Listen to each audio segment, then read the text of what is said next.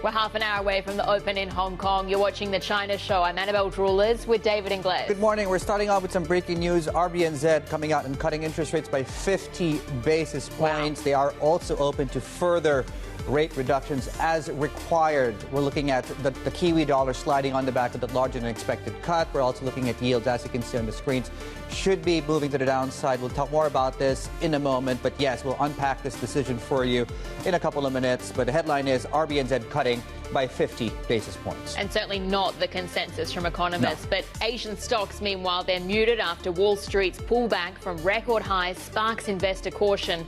Tech shares in focus on growing concerns about the AI frenzy. Those tech jitters and the ongoing US government shutdown fueling a further rally in gold, with futures topping $4,000 and spot prices closing in. And investors weighing the latest travel and consumption data as China's Golden Week draws to a close. Okay, again, welcome to the show. Just more in the breaking news so far coming through, and we are looking at the Aussie Kiwi pushing to the upside. That should be breaking out of the recent range. 5-year highs thereabouts as far as that specific cross is concerned. Kiwi assets, Kiwi equities to be more specific, are seeing some upside on the back of that larger than expected cut. Kiwi dollar, I would imagine, not just down against the dollar, down against everything else, 0.7%. We are seeing the benchmark extending its gains as we go into the thick of things today. More on this in a moment. Of course, we're looking at, flip the page please, it's still some market shut. Mainland China, Korea still shut. You have Hong Kong though coming back online. Likely going to see some pressure as we move into the open today following the lead, which we'll talk about in a moment, from the U.S. session overnight. As you can see, 31% to the downside. S&P futures are flat. Nikkei still continuing that move to the upside. Stronger dollar. Of course, you have the euro, and of course, you have the yen, which is effectively trading at about 152 right now on that pair. Golds, we talked about that, above 4,000. Bell was just talking about that too. Goldman Sachs will be joining us in a couple of minutes here, unpacking the 23% increase they're penciling in by December of next year. 4,900, I believe, is the price target out of Goldman Sachs. China overnight, Golden Dragon Index, Alibaba and Baidu and the tech plays in focus given the pressure we saw overnight. Likely will see going into the open today. Reopen in Hong Kong, I should note that. And of course, China futures coming online too in Singapore. Flip the page, please. And we are looking as well at this yen cross, which is trading at about 21 or so. So are we changing the boards? Yes, we are. Are we changing it again? Thank you so much. Futures are coming up very shortly. Opening bell, 27 minutes away. Yeah, and you can see there, I mean, it's very clear on the left-hand screen. We've got Hong Kong starting in under 30 minutes' time. So we're coming back from that public holiday. You mentioned some of those areas or sectors we're going to be focusing on. So there's gold, of course. Yeah. There's the travel story. Given we've got casino stocks in focus, we had JPMorgan out with a note saying that Macau gross gaming revenue around $700 million in the first 5 days of October. So just one of the early signals we're getting in this space. What else we're tracking in the session today? Well, mainland markets, of course, still closed because of the Golden Week break. But there are some data points to track as well. Hong Kong reserves coming out. We're continuing to watch the yuan-yen cross. You're sitting above still that 21 mark, and we're going to really get into the details on the yen in the session today as well, just given that you're continuing to see that weakness, maybe that carry trade coming back into vogue as well. And then lastly, I'm going to be really keen to watch this at the open here. CF Pharmatech. This is a pharmatech that essentially focuses on respiratory illnesses or diseases, but it wasn't a huge IPO. I mean, they raised around $80 million US. But what's going to be really interesting to track is just the open, because in grey market there have been reports that it's absolutely surging off what shares were sold at, which was around 15 Hong Kong dollars a piece. Okay, yeah, we'll be tracking that smoking one coming into the open for smokers. As respiratory is the connection there. Anyway, as we go into the reopen of markets today, mainland China does remain shut. Let's bring in Min Lo, our China correspondent, just to help us understand our approach to the open today. What do you think, up or down? Well, down, I think, judging from what's happening in the U.S. overnight. Stop testing me, David. But we'll see. We'll see. We'll see. Yeah. Yes, we're looking at travel data because state media has been publishing the midweek or midterm data, I guess, through Golden Week. The first 4 days of Golden Week, we're seeing catering and retail sales up by 3.3% and cross-regional passenger trips up by 5.7% on year. So pretty strong numbers. Box office numbers, though, a little bit disappointing. We're looking at upwards of 1.7 billion yuan in the October holidays, but you compare it to last year, it's still falling short of the 2.1 billion yuan that we had last year. And bear in mind, last year was a 7-day holiday. This year is an 8-day holiday. And if you look at the chart, I pulled those numbers from Maoyan Entertainment, you can see that we're still far below the numbers between the years of 2019 to 2021. If we can show the chart of the box office numbers, please. So yes, perhaps movies are not doing really well, or they're not very nice to watch, because there are actually 11 new films that are being launched during Golden Week to capture this tailwind. Here you can see the chart. Yes. So either people are not, the movies are not great, or people are not spending money there. But what's doing really well is the sports industry, because the Chinese government has been heavily promoting that. Many places are holding tournaments. There was a Shanghai Rolex Masters, and then in Beijing there is the table tennis World Open. And just anecdotally, my friend was saying it was fully sold out. She couldn't get tickets for the Shanghai Rolex Open. So a lot of demand for those ticketed events. I tried that too. The Oh, Master yeah? 1000. Are we talking about the tennis, or you said the table tennis? Rolex, the tennis. Yeah, tennis. Yeah, I did try and get tickets. Absolutely not Oh, possible. I thought you tried to participate. Okay, tried to get tickets for it. I'm like, okay, Dave, if I was a professional tennis player, you'd I was know. about to say. Okay, we mentioned Macau gaming revenue. What do we get on that front as well? Yeah. Yeah, JPMorgan released some data based on industry checks. They're saying the first 5 days, we are looking at the best Golden Week in 5 years. But on year, the numbers are about a 3% increase, which they say is below their estimates of mid-single digits. But bear in mind, there was a typhoon that came over the weekend. So Sunday visitor numbers went down by a lot. And JPMorgan expect the second half of Golden Week, we could see still a pretty strong demand there. They're keeping their projection unchanged for the month of October. They're looking at 11 to 13% growth on year. So still pretty strong numbers there.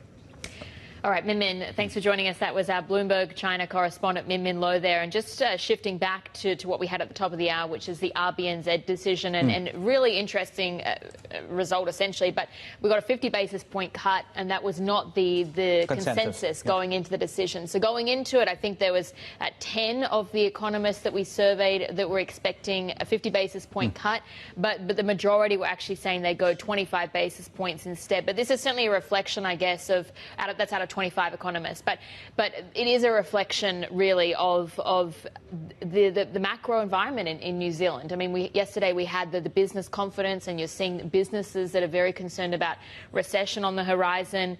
You've seen the economy shrinking more than expected in the second quarter. Again, business sentiment, it's still downbeat as well, and concerns about the cost of living crisis. Yeah, they not only dropped and gave us 50, that they're also open to more reductions, as you were pointing out. So the market is pricing all of that in. I think we're looking at the Aussie Kiwi cross on your screens. 14.91 is the level to watch. Above that, of course, we hit and we break out of this recent range. We'll talk more about that recession risks. That's a very good segue. From the RBNZ going into, of course, what's coming up here in shows, which is, of course, Dimon telling us that the JPMorgan is spending $2 billion on AI and expects to deliver billions more in cost savings. That, and, of course, his views around a recession, the shutdown, Dimon, and, of course, we'll play that interview out on the Times on your screens. Ahead of that, though, Goldman Sachs joins us in a few minutes. They've raised their price targets for gold. We'll ask them how we get there. We'll ask them why. That's coming up next. Counting down to the open of trade here in Hong Kong. The reopen is just, there we go, 21 minutes away. Thank you so much. This is The China Show.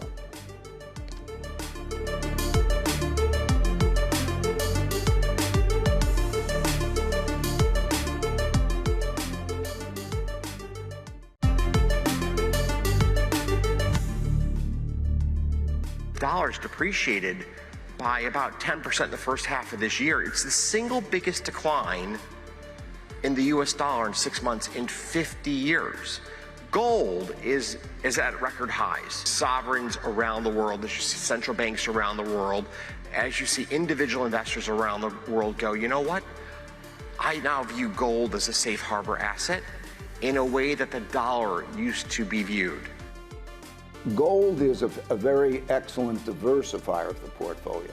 So if you were to look at, just from the strategic asset allocation mix perspective, you would probably have something like, as the optimal mix, something like 15% of your portfolio in gold because of the fact that if you didn't even have a tactical, because it is the one asset that does very well when the typical parts of your portfolio go down.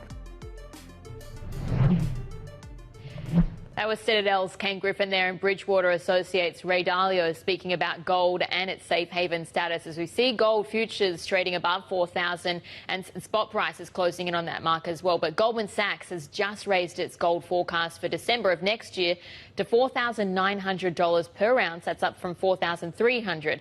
Joining us now from New York is their co-head of global commodities research, Daan Struyven. And Dan, it's certainly a call that caught our attention yesterday here and the attention of many others. But what's behind it?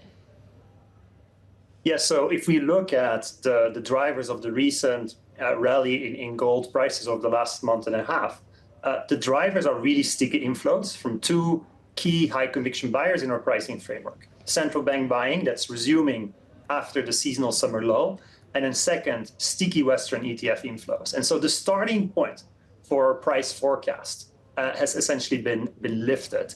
If we look at the drivers of the sequential price upside we expect by the end of next year, about 23%, they are unchanged. Number one, on the structural side, we continue to expect central banks to continue to buy around 80 tons per month as they diversify their reserves into the gold asset, which is safe. And second, cyclically, as we expect the Fed to cut the funds rate by 100 basis points, we expect ETF inflows into the gold market to also rise as well, providing that cyclical boost to the gold price. So that continues to be our view on the upside from here. Okay, help us understand then this very small offset, Dan, on. So it's 23%, 19 percentage points is structural flows. ETFs, I think, is about 5. There's a negative offset you're seeing as far as speculative flows are concerned. Help us understand that factor and why you think we might see that normalize. Yeah, great. So the way we forecast gold prices is essentially by relating the price change to the inflows from the three what we call high conviction buyers: central banks, ETF inflows, and then speculative positioning. We do think that speculative positioning tends to mean revert normalize over time. At the moment, spec positioning is around percentile 70 or so of the historical distribution. We assume that normalizes to percentile 50, subtracting about a percentage points from our forecast for the return by the end of 26. But the big driver of a bullish call is really central banks structurally buying more gold as they are underweight gold, as central bank surveys show record purchase intentions of gold, and as since the freezing of Russia's central bank reserves in 2022, central bank reserve managers realized that the truly only safe asset that is safe from sanctions is gold when you hold it in your domestic vaults. Yeah, and I think the China part of the conversation there with, I think, 11 straight months out of the PBOC and some of the other initiatives that they have in China to, I think, broaden out their influence over the supply chain. Dan, to your point, what then is is there a risk to the gold bull run, and what do I watch? Is it central banks or it's something else? Yeah, so the risks to our forecast are two-sided. I would say the risks to our forecast on net are skewed to the upside. What is the significant upside risk to our already bullish forecast? It's the possibility that diversification into gold, which has largely been led by the official sector, central banks, broadens to the private sector. We saw a prelude of that in September. In fact, in September, Western ETF inflows into the gold market were about 6 times higher than what our traditional rates-based model for ETF inflows predicts. The level, though, of ETF gold holdings is now essentially in line with its fundamental level. But one key upside risk is the possibility that ETF inflows rise substantially further if private sector investors decide to share the baton in the gold rally with central banks and diversify into gold. What's the key downside risk to our forecast? Because the key driver of the upside, with a 19 percentage point contribution to the 23% rally coming from central banks, the key upside risk is that central banks purchase at a slower rhythm than our base case. But history suggests that the cycles where central banks buy tend to be quite long and sticky. And Dan, just to ask you more about the bull case, if the private sector follows the lead from central banks, what's the bull case projection then on gold price. And what does that also mean for silver? Sorry, just to ask you about that, if you're a believer in that ratio between gold and silver.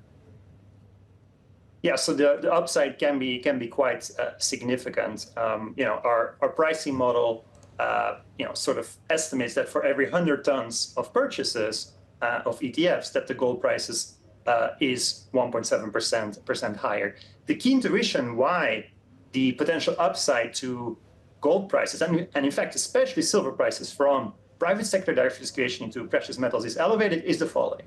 Precious markets are very small. If I compare the size of gold ETF holdings with the value of outstanding US Treasuries, the Treasury market is 70 times bigger than gold ETF holdings. And in fact, the silver ETF market is 10 times smaller than the gold market. So in other words, you only need a very small diversification step out of bigger, more traditional markets, such as DM government bond markets, to cause a lot of upside in those much smaller precious markets. And to your point, the key reason silver has rallied even more than gold this year is a big pickup in ETF inflows. And because the silver market is significantly smaller than the gold market, for a given move, for a given diversification move, you can get bigger price upside. The big difference, though, between the gold market and the silver market is that central banks, they are buying gold. They're not buying silver because gold is more precious and more scarce. And so we think the fundamental reason why the gold-silver price ratio will likely continue to be above its traditional historical average is the fact that central banks are buying gold but not silver. What about copper as well? Because that's a metal we've seen resuming its rally, a couple of different factors behind that, including the Fed. But what are your cases there of where it goes? Yes, the copper price has rallied to around $10,700 per ton on the back of a supply outage in the Grasberg mine, the second biggest mine in the world, plus support on the macro side from Fed cuts and dollar depreciation. We think that the copper price will remain range-bound in a $10 to $11K per ton range. We think that 10,000 is actually the new floor for copper prices. Copper prices have never exceeded $10,000 for more than 2 months. But we think that 10,000 is a new floor because the mining supply outages illustrated that resources are constrained, because demand in critical sectors such as the grid and the power sector continues, and because it's quite plausible that governments across the world will strategically build up inventories of copper. That said, we think 11,000 is a ceiling, because as we learned in the spring of last year, when copper prices rise too high, too quickly, you start to see loosening effects coming, for instance, from switching of copper demand into aluminum demand, or copper scrap supply starting to show up. So we have a constructive range 10 to 11K forecast for copper. Dan, thank you so much for taking the time in your evening to speak with us. Dan Struyven there, of course, co-head of Global Commodities Research at Goldman Sachs in New York. Almost like an Olympics sort of medals conversation there, from gold to silver to, copper or bronze.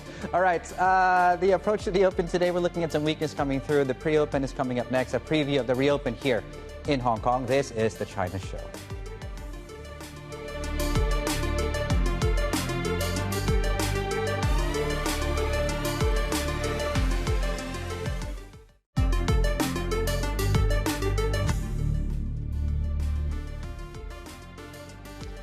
Right, welcome back. You're watching the China Show. It's Wednesday today, isn't it?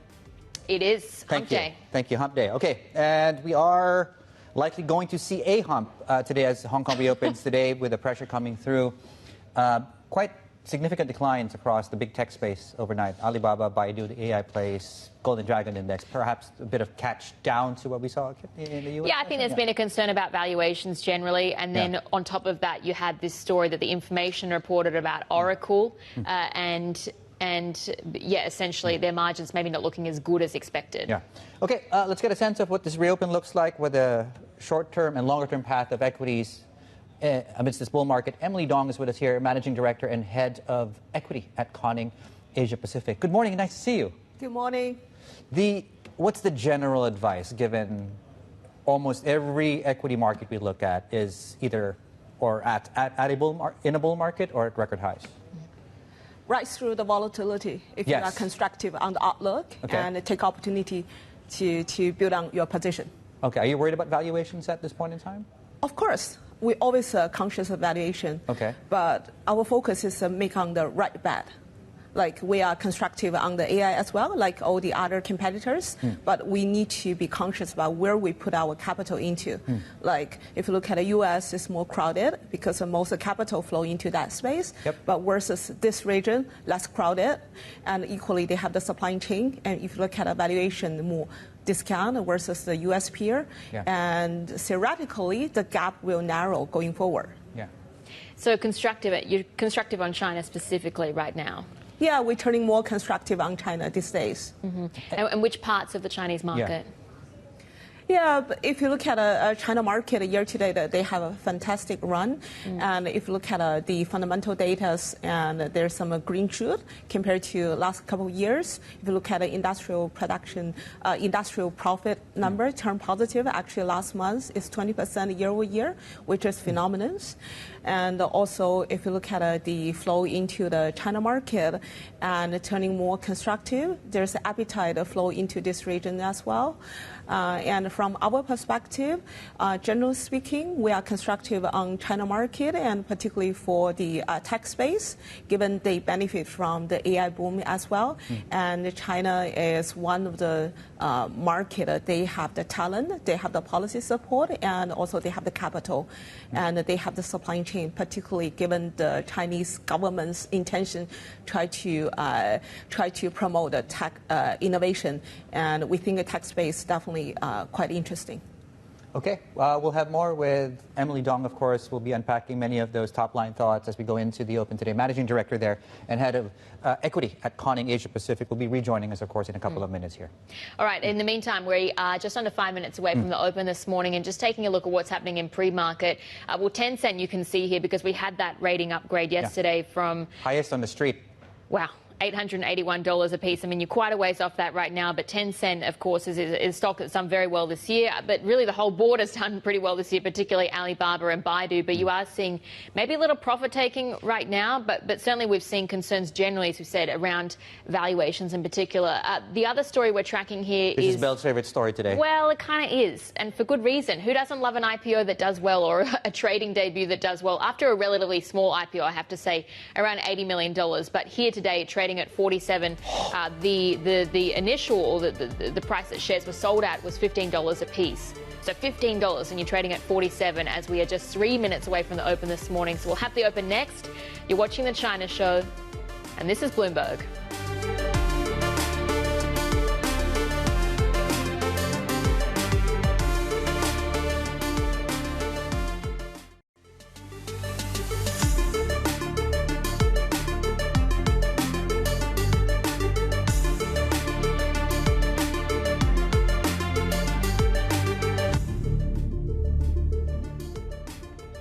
Right. Good morning and welcome back. We're going into the reopen today, 40 seconds away. The lead we're getting out of Wall Street into the rest of the Asia Pacific is one that is more on the weaker side of things. And as you can see, that's playing out already going into the pricing, into the opening bell today here, Bell. Yeah, there was some weakness on Wall Street, and I think it also just plays into sort of just investors taking a breather as well, because you just go from record high to record high. Still concerns around US government shutdown, for instance. There are concerns around tech valuations, and that certainly played into the dynamics that we saw. So that's really going to be the thing to track in the session today. I mean, the big story we had overnight as well was Oracle, because we saw shares sinking. I mean, they were down 7% at one point. They closed 2.5% lower still. And that was after the information reported about how they're losing, or their profit margins don't look quite as crash hot as could have been perhaps expected. But here you've got the Open for Hong Kong today. And again, we were on a public holiday yesterday, so you're coming back after a little bit of a break. But we are moving to the downside. What we're tracking in particular is the tech space, because you are seeing the likes of Tencent, for instance, Alibaba, Baidu, Meituan in the red, Xiaomi just holding on fractionally into positive territory. But as I said, that story around Oracle has been really one of the key themes to track, and we can take a look at some of those movers in more detail. So essentially the story from the information is that They were citing some internal company documents that they say that they've seen, but that Oracle generated around $900 million in revenue from the rental of its servers, but they only made $125 million in gross profit. So $900 million in revenue, but $125 million in gross profit. Our Bloomberg Intelligence team says that's not too concerning and that they're not expecting any sort of changes around their pricing strategy. But still, it has been something to track closely because you've seen stocks moving to the downside off that. Lenovo is actually an interesting one to be watching today because we had Dell was one of the more positive stories in the tech space. We actually saw them roughly doubling their growth estimates for the next 4 years, and that's coming down to demand for AI products. So you can see here Lenovo pushing a little bit higher. And so that is really the tech story today. The other story, of course, comes back to that IPO we were tracking, or the listing, trading debut of this pharma company called CF PharmTech. Now, they were focused on respiratory products. They had an IPO that raised around just under US dollars 80 million. Shares were sold at $15 a piece, but you're seeing, of course, a very strong debut. And it's just interesting, I think, when you take it in that sort of broader context of biotech really being one of the standout sectors this year. And if you price it, I'm not saying they priced it cheap, but when you get a move like this, it kind of begs the question whether they left money on the table. You do wonder that. For the 224% surge at the opener. Which is not a bad thing. Of course, secondary market, right? But if... anyway, okay, that's between the issuers and their bankers. Not a matter for us. No, we only report what we see, and it's a substantial first day as a publicly traded stock. Okay, well, just to pivot here, at the top of this hour, we got the RBNZ cutting interest rates by slightly more than consensus. There was a faction in the economist community that did expect a 50 basis point cut, which is what we got, but markets are pricing even further easing because that's what the RBNZ, and as you can see, the Kiwi dollar is now pushing about 1% to the downside. The opposite as well here as far as the Aussie Kiwi is concerned is we're looking for a possible break of the top end of the recent range. I think if and when that happens, we'll get that to you. But yes, there is certainly a dovish adjustment taking place in Kiwi assets right now. Okay, let's turn our attention back to equity markets, which I think have been doing well. Going into the fourth quarter of this year. Still with us here on set is Emily Dong, Managing Director and Head of Equity at Conning Asia Pacific. So, constructive still within the Asia Pacific equity sphere. Is that a function of valuations in the U.S. being too frothy, or is Asia really the way to play the AI play?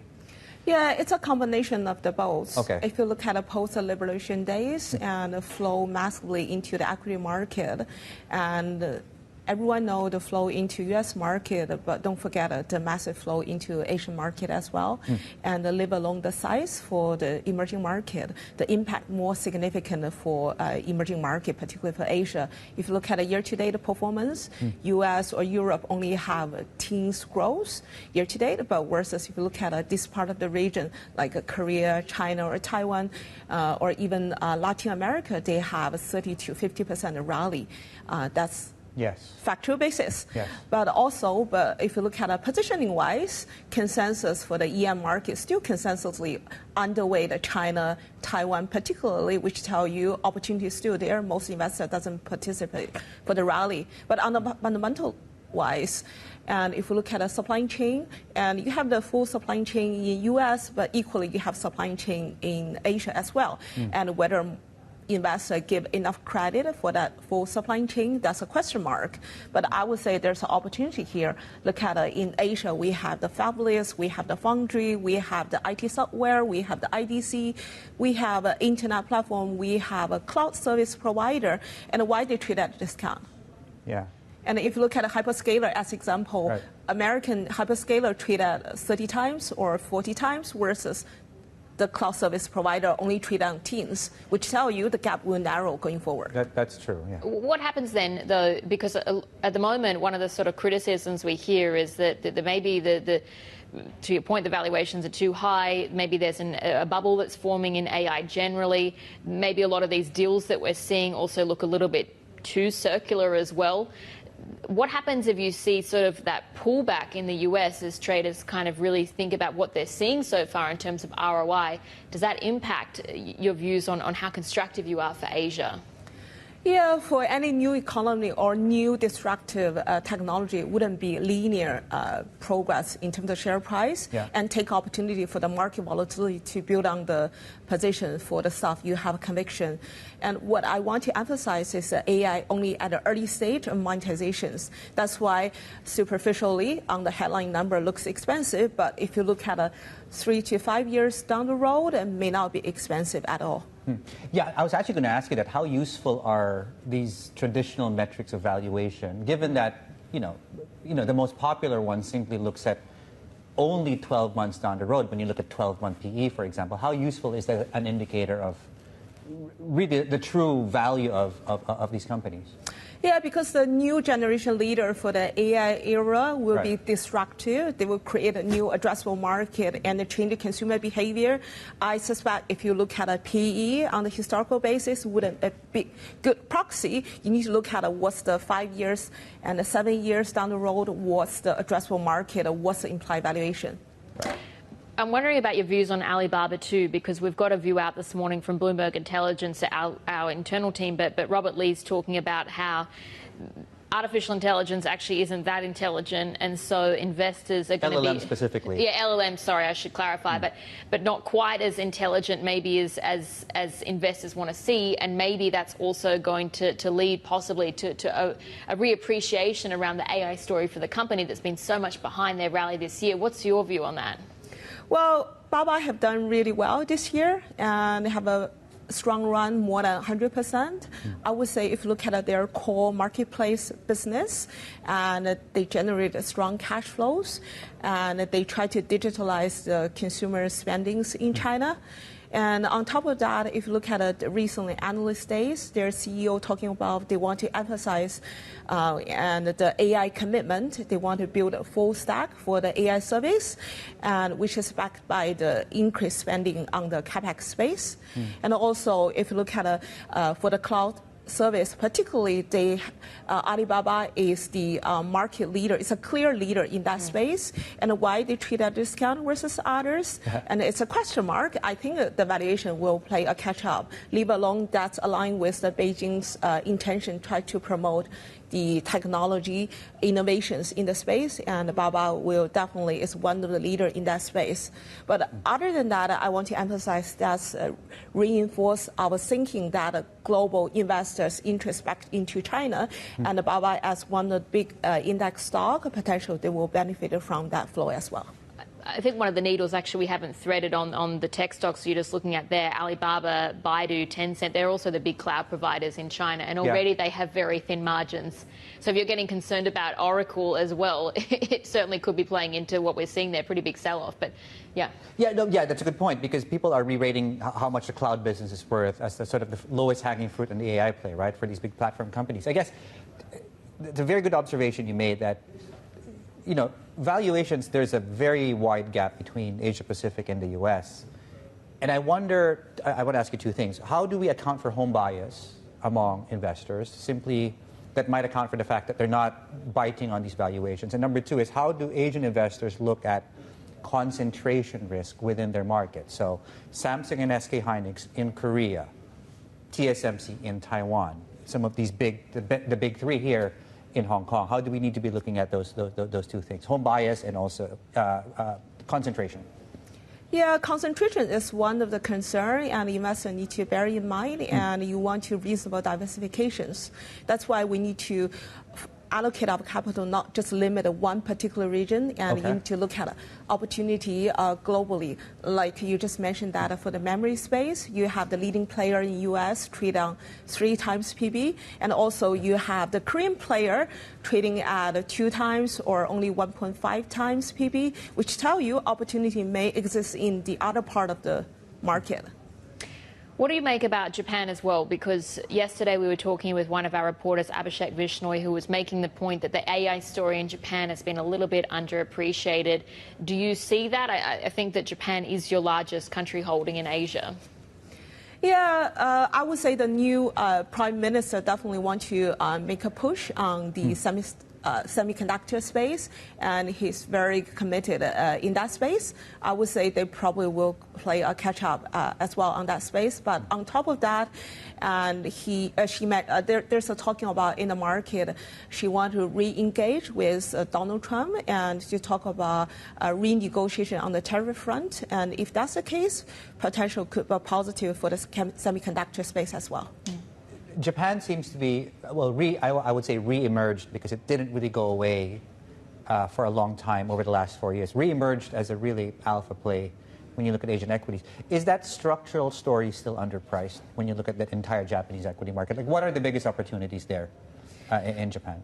Yeah, from our perspective, we see the policy focus going forward will be, one is the technology build-out, or semiconductor particularly, and also on the defense build-out. Okay. That's another opportunity. The heavy equipment place, yep. Okay. Yeah, or the defense build-out as well, and also infrastructure investment. So those are the area we want to allocate our capital, make up a bet. What else? What are investors missing right now? What's you think sort of the underappreciated story? Or the risk? Yeah, let's start it from the risk. Yeah. Given that there's a strong sentiment in the AI space, potentially for the new leader like OpenAI or like they potentially could be disruptive for the existing dominant players. Given for the AI monetization is only at the early stage, and we don't know who will be disrupted, but someone will disrupt it given their business model belong to the old generation. We need to be conscious of that space. That's on the risk side. And opportunity-wise, I still want to emphasize for Asia, for emerging market, and there's a pocket of opportunities, particularly in the tech space. In terms of the valuation, in terms of the flow-wise, they should generate much stronger alpha compared to the U.S. peer. All right, the risk of who's going to be the next Kodak, essentially. Yeah, but that's hard to know until in hindsight, isn't it? Power of hindsight. All right, Emily, thank you for joining us this morning. Most times, of course. Yes. Yes. Or Xerox. Yeah, but we'll see.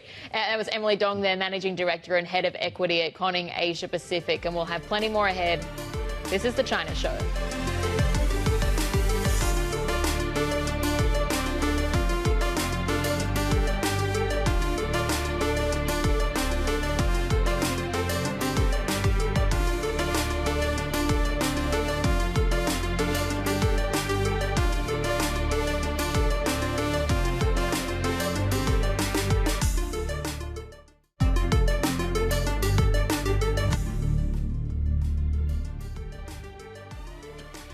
Taking a look at the Kiwi dollar this morning, we have seen it moving pretty substantially, actually, so slumping, but that's after the RBNZ surprise with an outsized cut. So leading into this decision, the consensus really was that they'd go 25 basis points.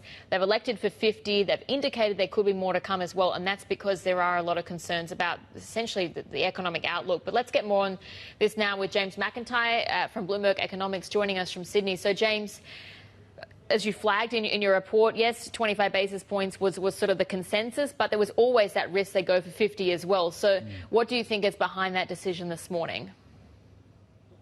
Yeah, thanks, Annabelle. Thanks for having me. So we'd flagged that there was a risk there was 50. They were at least doing 25 this meeting. And really the risk there is what's been going on within the economy. We had weaker than expected June quarter GDP. The economy is recovering in the third quarter based on some of the partial indicators, but sentiment remains incredibly weak. We saw that in the quarterly survey business opinion that was released yesterday. If the recovery is there in the September quarter, it's not an especially strong one. And the RBNZ's a bit worried about that prolonged weakness in the economy being something that actually results in inflation falling much, much further than they're expecting and that they want. James, David here, the fact that they, to your point, they went 50 and then they flagged possibly more, how do we need to be looking at that? Yeah, there's an interesting part in the statement where they talked about how across the yield curve, short-term rates had fallen a bit, and that's important in New Zealand because that's where a lot of the short-term mortgage anchoring or mortgage fixing is anchored off those short-term rates, but they hadn't seen the 5-year rate fall as much. And so this is where, they're going to keep talking about rate cuts. How many more they've got to deliver is debatable. We think there's probably at least one more. We'll see what they say at the November meeting with their projection. But they really want to kind of get that downward pressure on the yield curve in order to get those mortgage fixings down so that they can get some of that cash flow channel of mortgage of transmission into the economy and get this growth recovery happening a little bit stronger than what it's looking like right now for them. James McIntyre, thank you so much, sir, out of Bloomberg Economics. By the way, very nice choice of tie pattern today. There we go. I should say so myself. Coming up here on shows, President Trump escalates tensions over the U.S. government shutdown, saying that he might withhold back pay for furloughed workers. We'll hear Jamie Dimon's views on the issue coming up next. This is Bloomberg.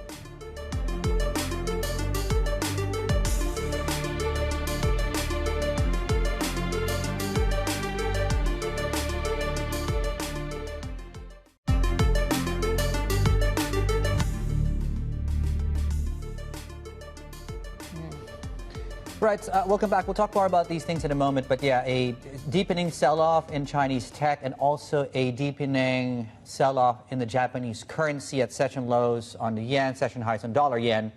5 straight days of weakness now. We're set for, I think, the worst week since 2024. Again, more on this in a moment. Let's talk about the U.S. shutdown. Why not? So President Trump has escalated tensions with Congress over the shutdown, saying that he might withhold back pay for furloughed federal workers. Look, I don't like shutdowns. I think it's just a bad idea, and I don't care what the Democrats, Republicans say. It's a bad idea. It's not a way to run a railroad. I don't think it's critical. We've had, I forgot the number, 4 or 5 or 6. One went for 35 days.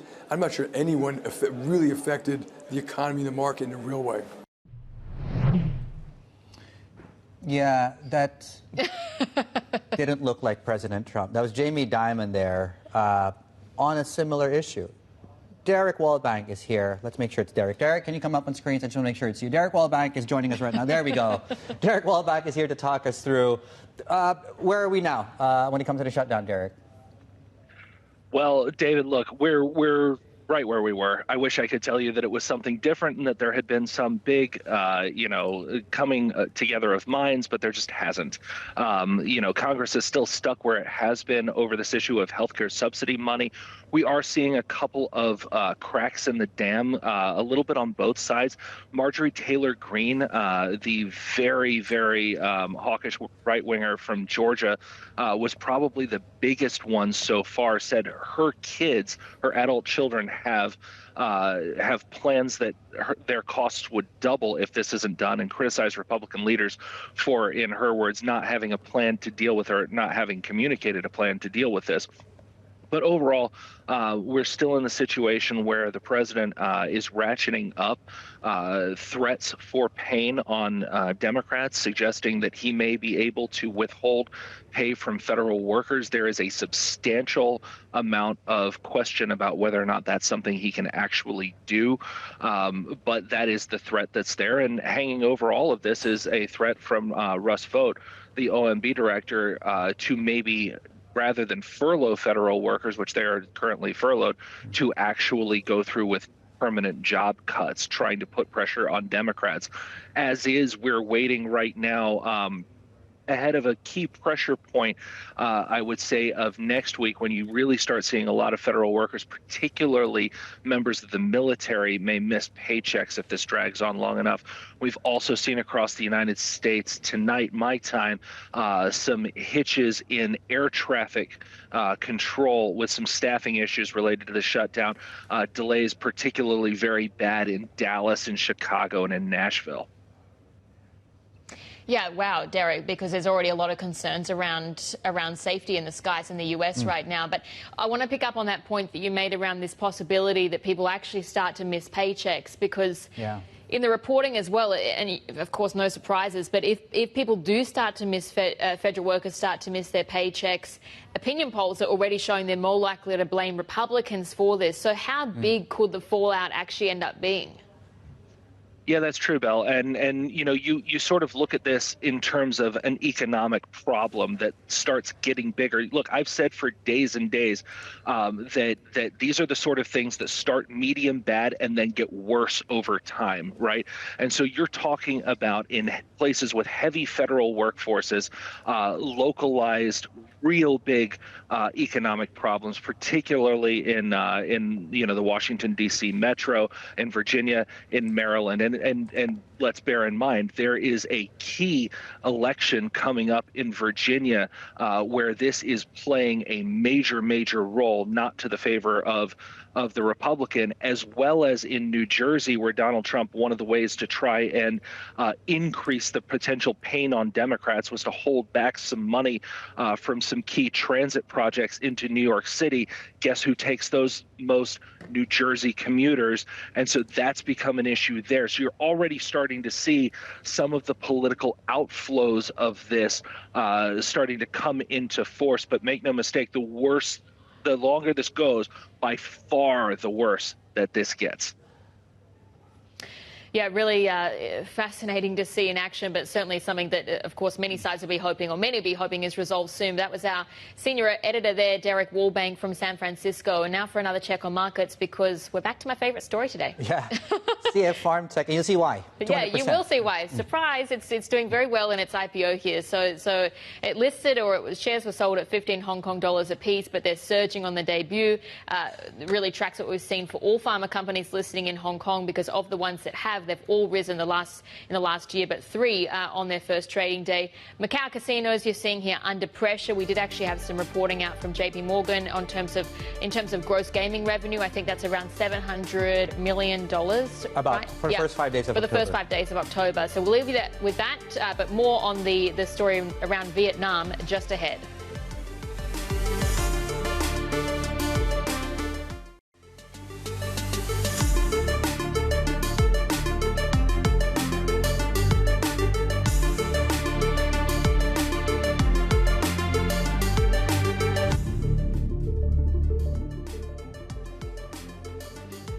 Welcome back.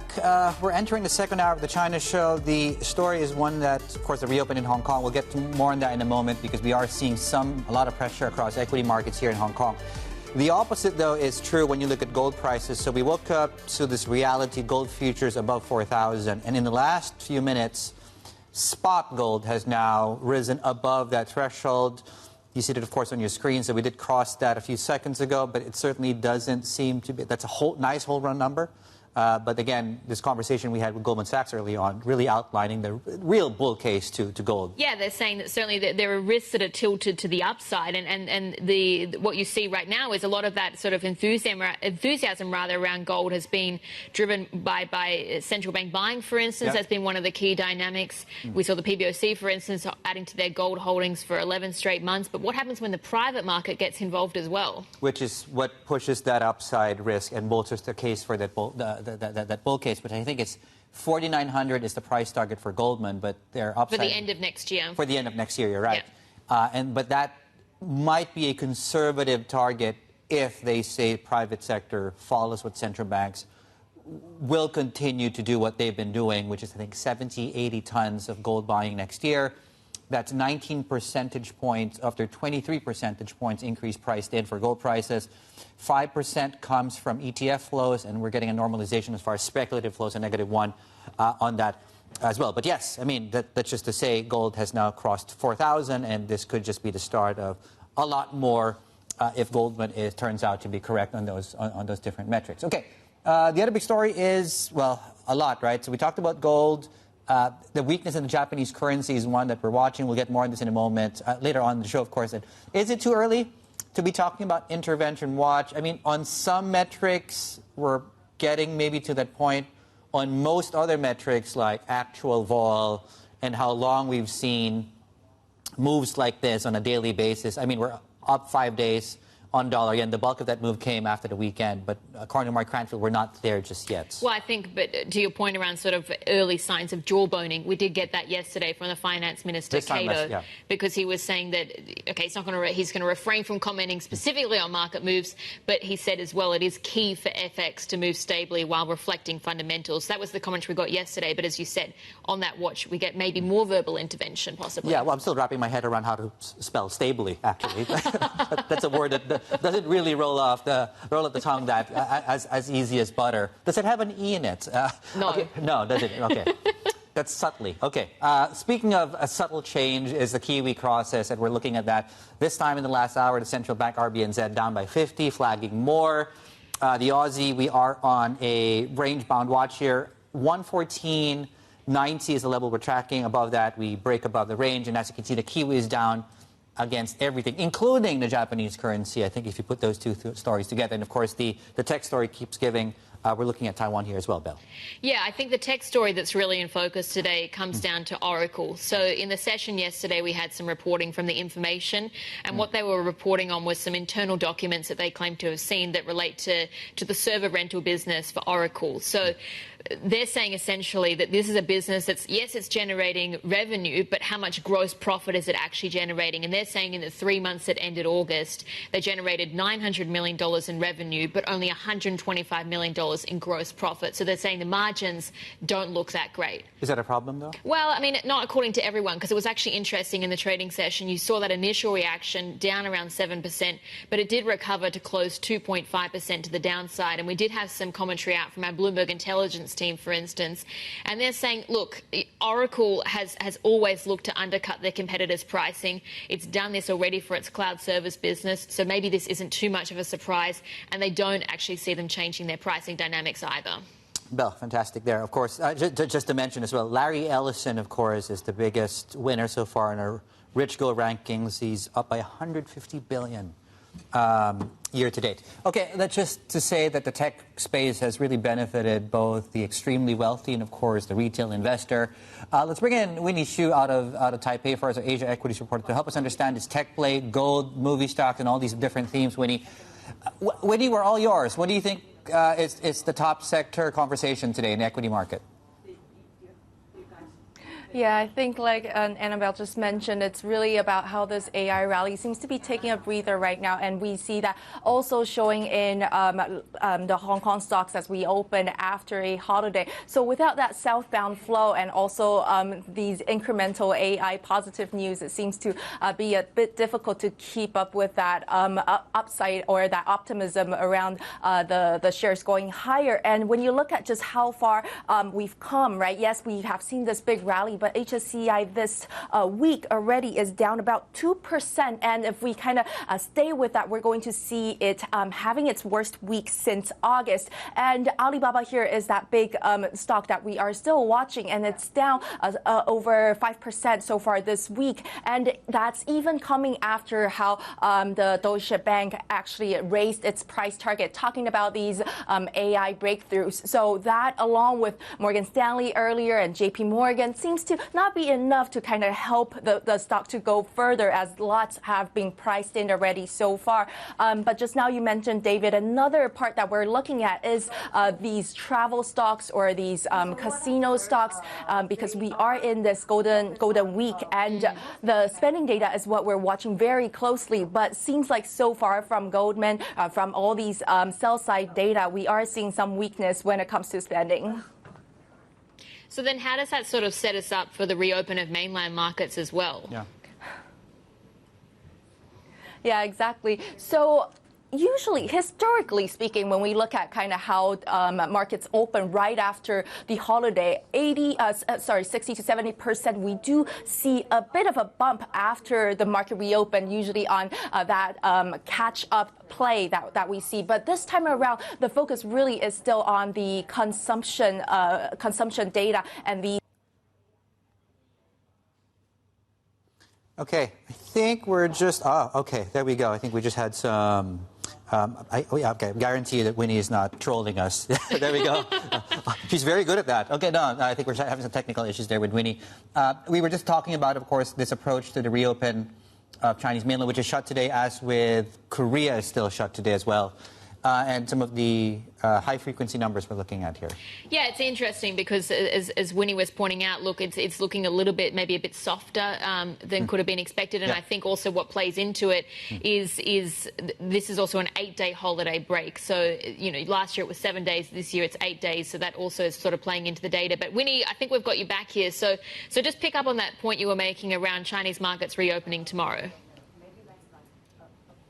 Yes, so basically we've been seeing that historical data pointing to the weak side right after market opens. 60 to 70% of the chances we see a bit of an uptick, usually because of that catch-up after holiday. But this time around, like you mentioned just now, the economic data and that spending data will be key to watch, because so far we heard from Goldman, from Nomura, that the data is weak, and we just had that note from Citi out saying that the box office data actually is down 17% compared to last year. So overall, it seems like, you know, we are still seeing the weakness continue when it comes to economic activity. So that would be still the key to watch when it comes to how far further this rally can go. Winnie, one last question for you. This is on Vietnam and obviously the upgrade, and I'm sorry to put you on the spot here.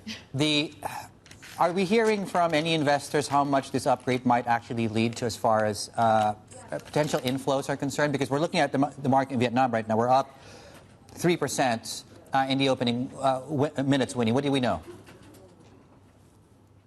Yes, so actually, you know, while most investors are saying that the impact might not be as big as if we can get that MSCI upgrade, which we're now looking for 2030, but it still is very meaningful for Vietnam, especially when it comes to drawing the foreign inflows. Because, for example, we are hearing that HSBC now estimating about $3.4 billion of inflows to come back to Vietnam. And it's so important for the market, not just because now it puts it back onto the radar for global investors, but also because so far the rally this year up more than 30% or so, that's mainly been driven by retail investors, and foreign investors have been selling. So with this upgrade and sentiment being boosted, along with how we're seeing the improvement in the economic side of things, the government pro-growth and the political stability that we're seeing in the market, more upside is expected for the Vietnamese market. And we are, yes, expected billions of dollars of inflows to come in with that upgrade. Winnie, thank you so much. Winnie Xu there in Taipei for us this morning, our Asia equities reporter. Now, the other big story in the tech space here that our scoop here, Bloomberg has learned about this interesting structure to this deal between Elon Musk, Nvidia, and XAI, of course, that started out of Elon Musk. Yeah, what do we know? Interesting. So what caught your eye here? I think there's two things. We can get to the structure in a moment, but I think we can also just start with sort of the overall framework of the deal as well, because it's pretty mental when you think about how much they're looking to raise. So we reported on this deal, or this financing they were looking to get back at the end of September. And at that point, we were hearing they were looking at $10 billion at a $200 million valuation. Now we're hearing they've actually doubled that to around $20 billion. That's how much XAI, Musk's artificial intelligence startup, is looking to raise here. What we're also hearing, and this is again according to sources, but we also hear that Nvidia is looking to take a stake. So that would be an equity stake, possibly worth as much as $2 billion. But it is interesting because it sort of fuels two different things. Firstly, you've got those concerns ongoing that there's sort of these circular deals that are taking place. So that's one of the key concerns, but also it sort of just feeds into that broader context you've seen, which is just a lot of investing right now in the AI infrastructure story. I mean, the interesting structures we're seeing right now, I mean, I don't want to call them X deals per se, because there is some money involved, right? In this case, of course, the financing and the stake, but I can't help but think of what we've seen this week, right, with AMD and OpenAI, and the players are getting interesting here as far as how they're structuring these deals and how it benefits really the ecosystem. Yeah, exactly. I think when you take a look at this deal in particular, and again, according to our sources, so we heard they're looking to raise $20 billion. So $7.5 billion is going to be equity. The remainder they're looking to do is debt. And then what sources are telling us it's going to be structured via an SPV or a special purpose vehicle. Now, that special purpose vehicle is going to be the vehicle to buy the Nvidia chips. And then XAI is going to lease the chips over a 5-year period from the SPV. So that's a way for Wall Street investors to recoup their investment. And it also sets up possibly an interesting playbook for other tech companies that are looking to decrease their debt exposure. Yeah, there we go. The lawyers must be busy as well then. Very busy if you're working in leverage finance. Yeah. All right, just ahead, we'll simplify things and we'll have a look at fixed income. Yes, that is the simplified version of markets these days. Allianz Global Investors, the CIO joins us to help us understand how much duration do you take up, where you increase your duration exposure, how we look at interest rates at this point in time. Jenny Zeng joins us in the following minutes.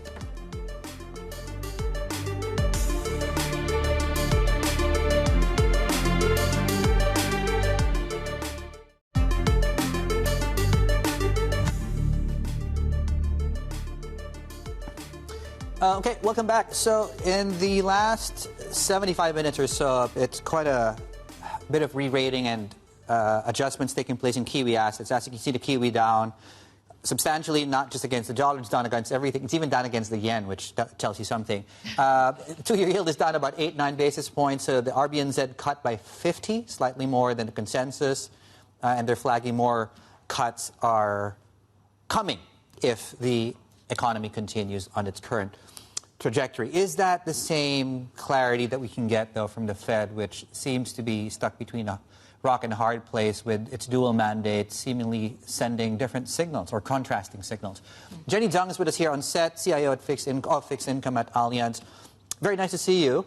So what do you do when the Fed has two very contrasting signals? Yeah, you're absolutely right. And the Fed is between a rock and a hard place right now because these two mandates, which is jobs and price stability, are at odds. Even more interesting currently that we haven't seen this phenomenon for a very long time is, on one hand, your growth actually we can say it's moderating. Growth is moderating. This is still below trend. But on the other hand, inflation remains sticky, or at least the uncertainties on inflation is on the higher side. Yes. The inflation pressure is on the higher side due to the tariffs, and even without tariffs, structurally inflation pressure is on the higher side as well. And the tariffs haven't even come through yet. Exactly. Okay. Exactly. Now, but also what's interesting is we see job market weakening, but at the same time, consumption holds up really strongly. In fact, it actually picked up over the summertime. Now, if you ask yourself why that's the case, we haven't seen that. It's at odds, right? Yeah. Why? We think it's because, like American companies and corporates, when we talk to, they're not hiring. Yes, that's why job numbers is coming down, but they're not firing either. And the people who are currently in jobs, their pays are still okay.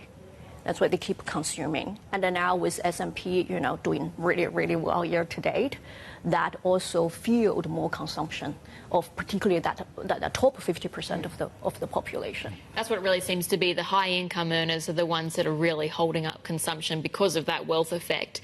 Then what happens, I guess, for the outlook? Where does the Fed go from here into next year? Exactly. Now, Fed delivered what we call an insurance cut.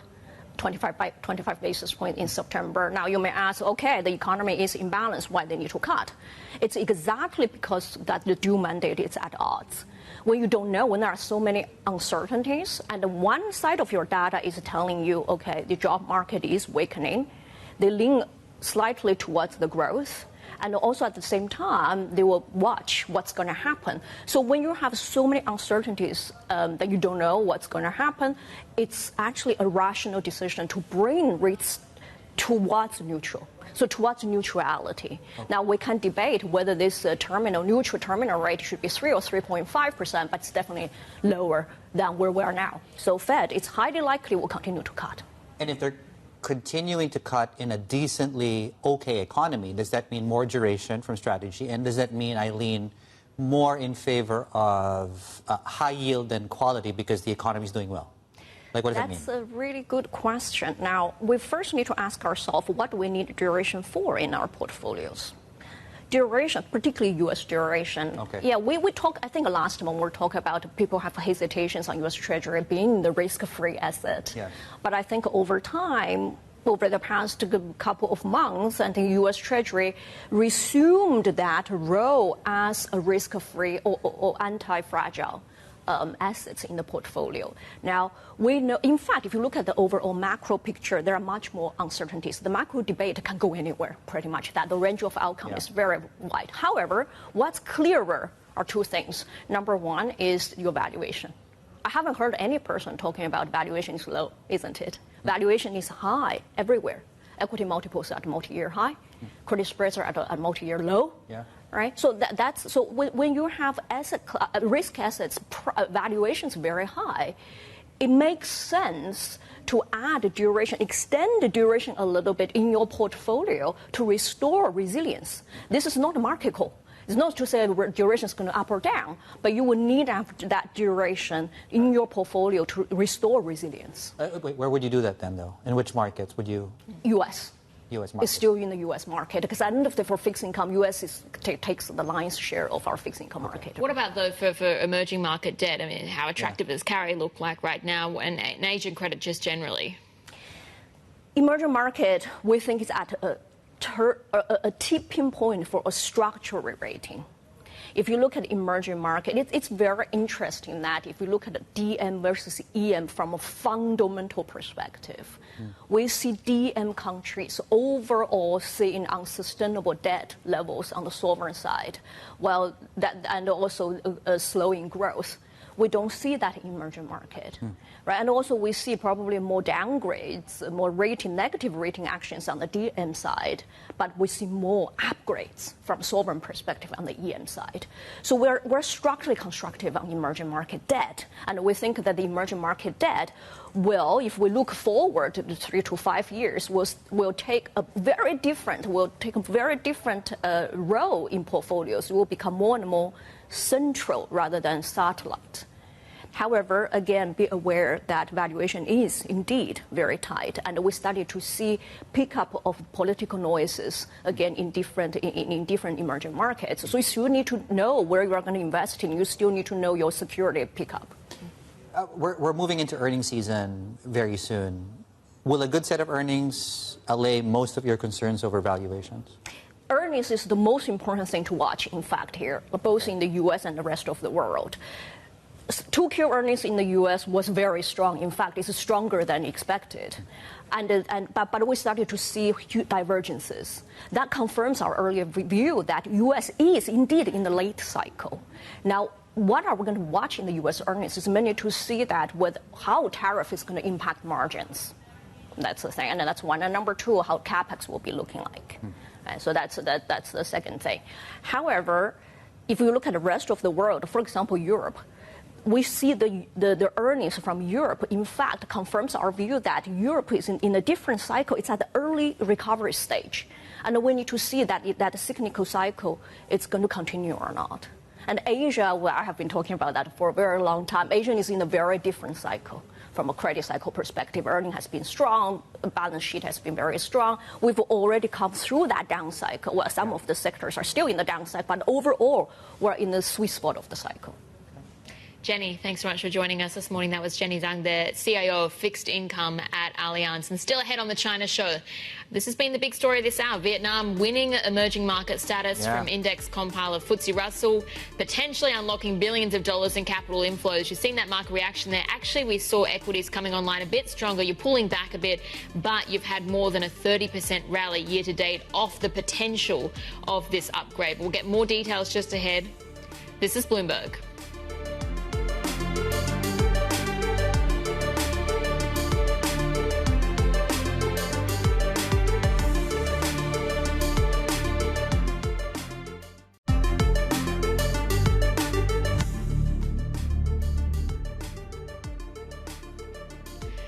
Vietnam's won emerging market status from index compile of FTSE Russell, potentially unlocking billions of dollars in capital inflows. Let's get more with our Hanoi Bureau Chief, Francesca Stevens, joining us with more.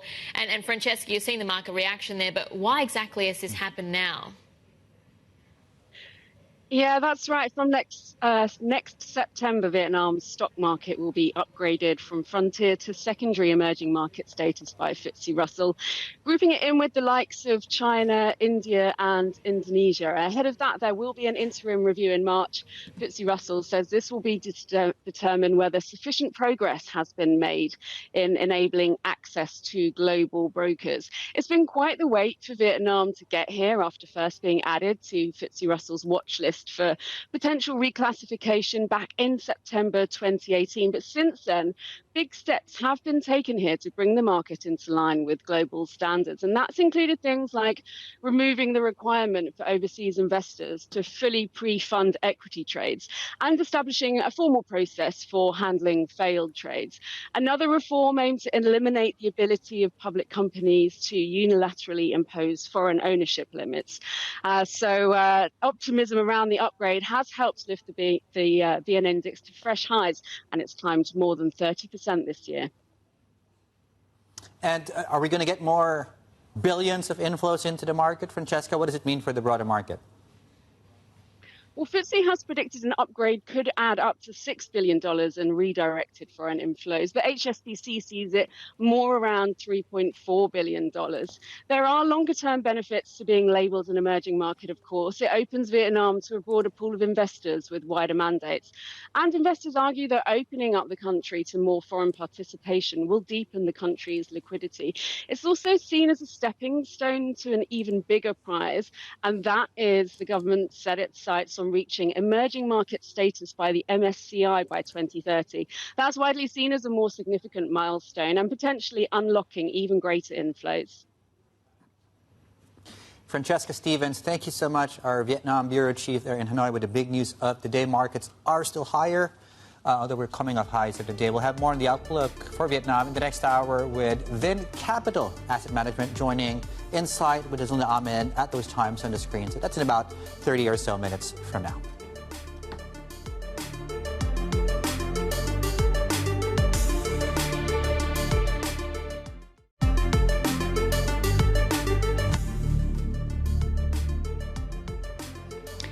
It's 11:29 a.m. in Tokyo. Japanese markets just about to go into their lunch break, and we are seeing them actually moving kind of steady this morning. But that's doing better than the broader benchmark because it's off 0.5%. But that's also the China story, I think, or the Hong Kong story specifically, and how much tech is sort of dragging down the index. But the Nikkei here, again, fairly flat. But we are, of course, tracking other stocks in particular. SoftBank is one of those names, SoftBank Corp, so the parent or the holding company, but essentially they're launching a cloud and AI service in Japan with Oracle. This is an interesting one because, of course, you've seen Oracle really pushing ahead with major AI infrastructure deals in the US. These companies are as well involved in those deals in the States too. But you are seeing SoftBank there just a little bit under pressure. And also taking a look, as we said, tech stocks sort of bearing the brunt of the sell-off today. Is that the same story in Japan? Yes, you are seeing, for instance, equipment suppliers like Tokyo Electron, for instance, down more than 2%. Yeah, I mean, what a story in Japan this week. It's really been about completely different things, right? So there's a tech story. There's obviously what's been going on in politics. And I think when you look at that, apart from the Kiwi dollar, which is the big currency that we're focused on today, the yen continues to be a close number two because over the last 5 days, in fact, I think we're up 5 straight days now on dollar yen. So going into the weekend, we were trading at about 147 specifically on dollar yen. We had the elections. We had this repricing. Now, is this a structural reopening up of the channel towards the upside? Maybe not just yet, right? So, I mean, let me ask a question. And, you know, is it time to be looking out for signs of verbal intervention, right? So Mark Krein from our team says it's a bit too early as far as that's concerned because while the exchange rate has actually moved up quite a bit, in fact, on a weekly basis, the rate of change is now the biggest move, get this, since this time last year when the BOJ was between its first and second rate hikes, right about here. But when you look at the actual vol, 10-day vol, Mark says we'll need a few more days of 2+% moves that we've seen this week for us to be able to enter in this sort of period where it might actually be worth paying more attention from a trader's perspective for signs that the Japanese authorities are getting too uncomfortable with the move. So far, 10-day vol remains low relative to periods where they did intervene, Bell, last year. Yeah, and that's the story that makes the upcoming BOJ decision so difficult for Governor Ueda, because we've been speaking with different guests like Nick Smith from CLSA, for instance, who say economically, really, there is a case for the BOJ to continue its normalising path. But you've got, of course, the incoming Prime Minister, Takaichi, who certainly sees that need for them to hold steady instead. But let's take a look at what this means exactly for the trading dynamics. Bring in our FX strategist, David Finnerty, joining us from Singapore. So David, what do we expect for the yen? Where does it go? At the moment, certainly the sentiments turned very bearish on the yen to very bullish on dollar yen. You've seen hedge funds certainly today and a bit of yesterday buying a lot more call options, which become profitable if dollar yen rises. So the sentiment certainly turned bearish towards the yen. And obviously, the yen's case wasn't helped today by weaker than expected Japan labour data. Again, it gets to the idea of, do you need to rate hike anytime soon? So at the moment, it's a one-way track, shall we say, and then the market's not really fighting it at the moment of dollar yen higher. Now, I do think, going back to what David Inglis was saying, of intervention or verbal intervention, shall we say, I think it does get the case. As I said, we've gone 5 points in 2 days, and we keep this pace up. We're at 155 by the end of the week, and I think at that point, I think if you're BOJ, if you're the Ministry of Finance, you do start to go, that's a bit too quick for my liking to move 8 points within just over a week. So I do think the market traders will be watching for some verbal intervention at some point if this pace continues to go. David, the other story we want to ask you about is the RBNZ and the weakness in the Kiwi complex. How much further do you think markets need to adjust given the new language which came through out of the RBNZ? Yeah, so the RBNZ definitely surprised. I mean, the market was sort of 50-50 and whether it's be 50 or quarter point cut. They went for 50 and the dovish tone, so they definitely opened the door to more easing. If you going into this market, the market going into the decision, the market was looking for a terminal, let's say about 2.2s. So basically, you go somewhere between 2 and a quarter. So the market was already looking for basically potentially 50 and another 25 to 50 on top of this. So the rhetoric is in line with that, because it's saying, okay, I may do another 1 to 2 cuts. You know, you can't never say maybe more than that. The market's very happy to price in rate cuts if given any chance. So obviously the data is going to be key. We'll be looking for the CPI data and any growth data on a monthly basis coming out, like PMI data and stuff like that. So if it continues to show weakness, the market may go, look, actually, I think the terminal's 2, and you know, never say never, it may go lower than that. But I do think at the moment, 2 is, I think, as realistically how low the market can push it, certainly in the near term for the terminal rate. Unless that data really does continue to tank.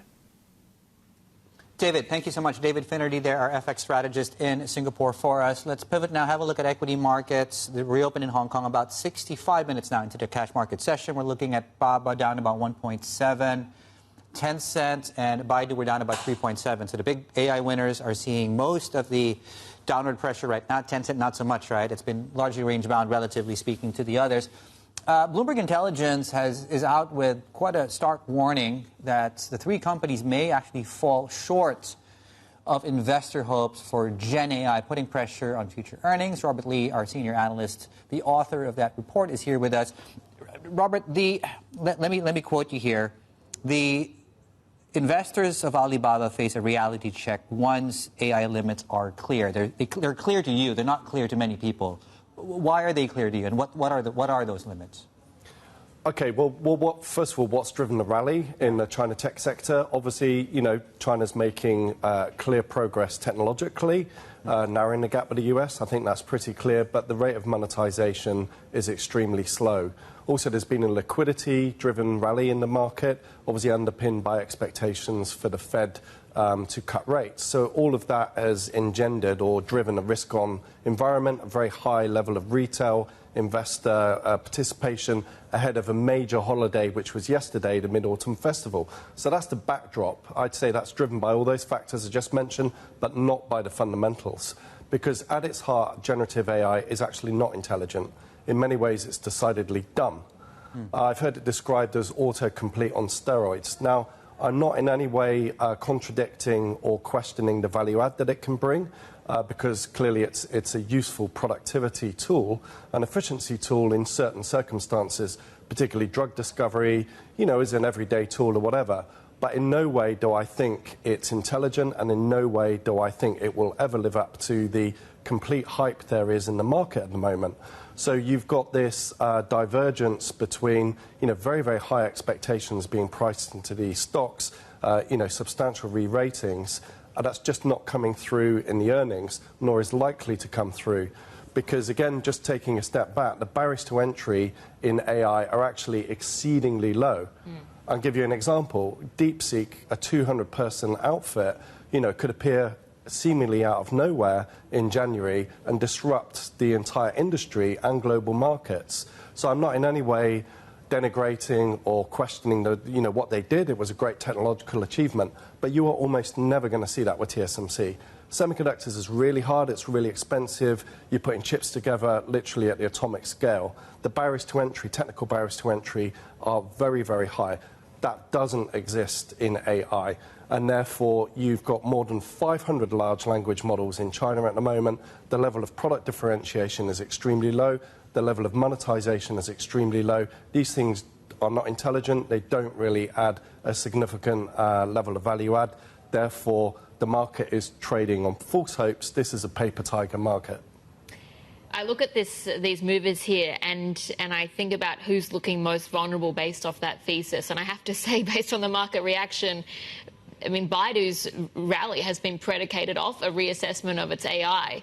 So if that's sort of tested, this could be perhaps the one that stands to lose the most, do you think? I do agree with that, but I'd say the same is true with Alibaba. And you don't have to believe me. Go onto the terminal, MODL, look at the consensus numbers. If you look at Alibaba, and I'm not picking on them in any way, the consensus is currently factoring a substantial earnings recovery. Now, I will say that, we've seen massive, use vague terms there, but it's substantial earnings downgrades for Alibaba this year. So the market and consensus, the sell side, is expecting a big rebound. That is almost entirely driven by e-commerce, a recovery in their e-commerce business. It's not driven by AI. So AI is driving the hype and the headlines on this and the sentiment, but in no way, even consensus expects AI to make a meaningful contribution to Alibaba's earnings over the next 2 years. And the same applies to Baidu. And yeah, I agree Baidu's in a potentially weaker position because its core search business is under enormous pressure at the moment.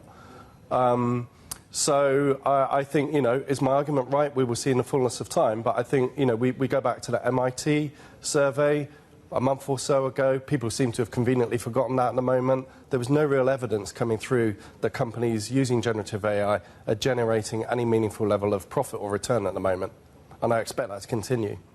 Yeah, and as you've said many times, when you look at the capex that they have into AI versus the actual revenue they're generating, it's really a very wide gap. That was our Bloomberg Intelligence senior industry analyst there, Robert Lee, joining us. And today's big take as well lays out the complex web of AI deals with Nvidia and OpenAI at the center. That was a huge deal, 10 gigawatts of GPUs coming online, also fueling that concern around these circular deals as well. But you can read more about this on the terminal and at Bloomberg.com. Right, coming up, solar installations are tumbling in China to the lowest level in nearly 3 years. More on the country's flagging renewable sector. Just ahead, this is the China Show.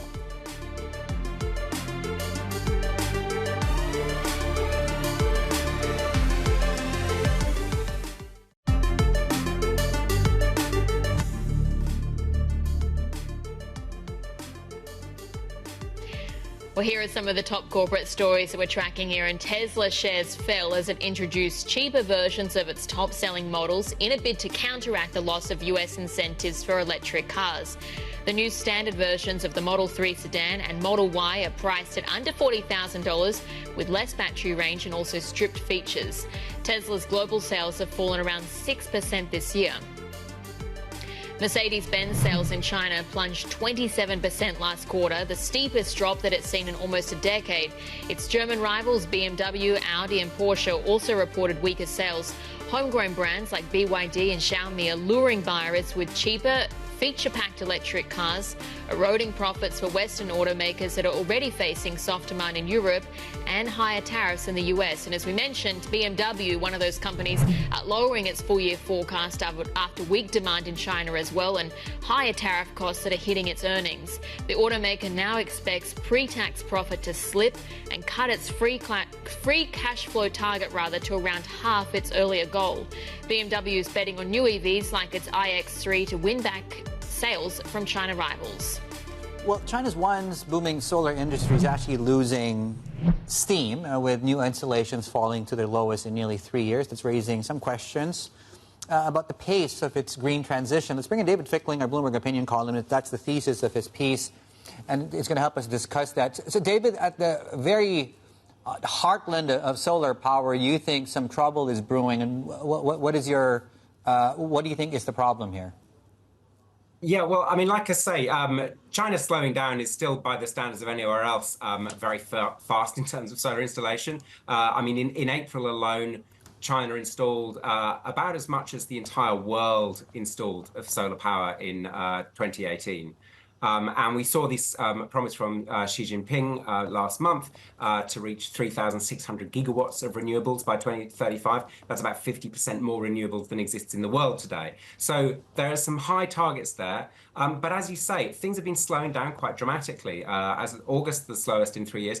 And there was an auction under new rules in Shandong province last month that produced a price of about 215 yuan per megawatt hour, which is really too low for solar developers to actually invest. And so there's a lot of fear in the market at this point that we're going to see a much sharper drop-off in installations over the coming months. So then what's the solution to that issue? What can be done to sort it out? I mean, I think the core of the problem here is that although you've got this very high-tech manufacturing sector and clean energy, products, it's shackled to quite an antiquated market. It's not very little traded on market-based terms. If I'm a major consumer, I plan and pay for most of my generation from coal generators up to a year in advance. And if I don't need that electricity, or if the electricity is cheaper from solar panels, I still have to pay the coal generator. In addition to that, there's been this. There are these things called capacity payments. These are used in places like Europe and the US to ensure that fossil fuel generators go onto standby. They don't operate all the time. In China, they're very, very generous, and actually they're used just as a general subsidy for coal. And so what that means is that renewables are really exposed to the full market red in tooth and claw, whereas coal generators are sort of feather bedded and treated to a fairly much more comfortable conditions by the regulation. Yeah, as you say in the piece, that the market's been gradually tilted in favour of fossil fuels in recent years. That's a really great opinion piece there from our opinion columnist, David Fickling. And as we check on that as well, we're also taking a look at what's happening with gold, because this happened at the top of this hour, but the gold spot crossing $4,000 for the first time ever. So you've already got futures above that point, but gold has certainly caught up here. And it's really that story around, you've got the story around central bank buying certainly playing into it, but we also heard from Goldman Sachs as well on their forecast, because they've raised it to 4,900 for the end of next year. Yeah, down to central bank buying, which is the bulk of that, ETF inflows coming through, and even at 4,900, which is their, as Bell was pointing out, their new forecast for December of next year. He even said that even with that revised number, upside risks remain to gold. Have a listen. I would say the risks to our forecast on net are skewed to the upside. What is the significant upside risk to our already bullish forecast? It's the possibility that diversification into gold, which has largely been led by the official sector, central banks, broadens to the private sector. We saw a prelude of that in September. In fact, in September, Western ETF inflows into the gold market were about 6 times higher than what our traditional rates-based model for ETF inflows predicts. And what's interesting to track as well is how that gold price rally is fueling a new boom in Western Australia's goldfields. Giants like Northern Star, Evolution, they're well and truly cashing in. But investors still haven't forgotten the past cycles where miners overspent and also they underdelivered. Bloomberg's Paul Allen explains what companies are doing differently this time amid those global risks and uncertainty. I think that the difference this time is what's going on around central banks and that shift of we need to have gold in our reserves a lot more, whereas back in the last cycle it was really around the whole mining boom and therefore what was going on in low inflation, low interest rates that pushed the price of gold up, and so that was more being driven by an economic standpoint. This time it's really being driven by geopolitical tensions and the shift in the way that governments are handling their reserves, and so that's why you sort of see that structural shift that the governments are driving this price, whereas the economy was driving the other one. In 2019, Evolution reported adjusted gross profit of about $270 million US, or about 410 million Australian dollars. That now jumped to about 1 billion. It's expected to grow even further to almost 2 billion next year. And how are we about on the costs front? What's that like at the moment? Power will go up because we're obviously doubling the processing, and the processing uses power. 50% of our costs are labour. And investors are keeping a keen eye on costs this time around. When gold prices last jumped, Australia's gold miners underperformed, falling 16% in the 3 years from 2010, while the price of the metal itself rose 52%. And if you're one of our subscribers, you can rewatch that specific interview and others that you might have missed here on the TV Go function. TV Go on your Bloomberg terminal.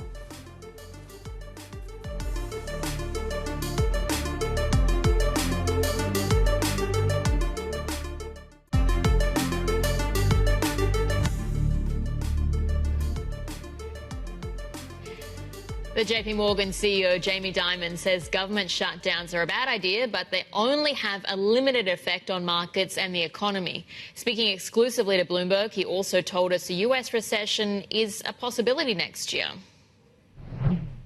Look, I don't like shutdowns. I think it's just a bad idea, and I don't care what the Democrats, Republicans say. It's a bad idea. It's not a way to run a railroad. I don't think it's critical. We've had, I forgot the number, 4 or 5 or 6. You know, one of them went for 35 days. I'm not sure anyone really affected the economy and the market in a real way. Where do you think we are in that bull market? Is there any complacency there? Is it underpinned by rational factors? Is there more momentum? Yeah, you know, look, we're in a bull market. It's been clear. Asset prices are high. Credit spreads are low. Consumer's still okay. The consumer has jobs. Remember, jobs is what usually starts to force people to cut back and change things, and consumers spend less and companies cut back. So far, so good.